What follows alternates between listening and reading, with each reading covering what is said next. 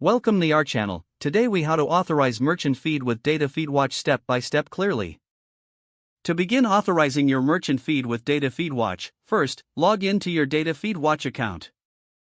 Once logged in, navigate to the dashboard. Locate the Feeds section on the left side menu and click on it. In the Feeds section, select the option to create a new feed. You will be prompted to choose your platform. Select Google Merchant Center. Next, enter your Merchant Center ID in the designated field. Then, click on the Authorize button to initiate the connection. You will be redirected to the Google sign-in page. Log in with the Google account associated with your Merchant Center. Once logged in, grant DataFeedWatch the necessary permissions. After granting permissions, you will be redirected back to the DataFeedWatch interface. Here, confirm that your merchant feed is now authorized and displayed correctly. You can now proceed to configure your feed settings as needed. Make sure to review all settings for accuracy. Once everything is set up, save your changes.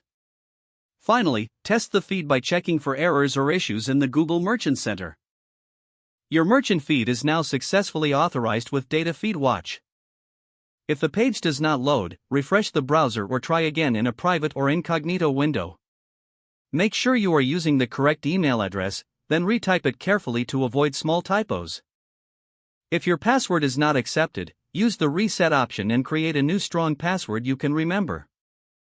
Check your spam folder for verification or security emails, then complete any requested confirmation steps.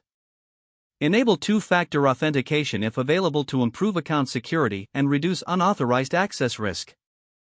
After signing in, review your profile details so your contact information and settings are accurate and current.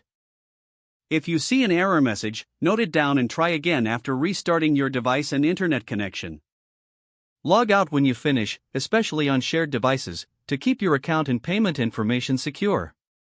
If the page does not load, refresh the browser or try again in a private or incognito window. Make sure you are using the correct email address, then retype it carefully to avoid small typos.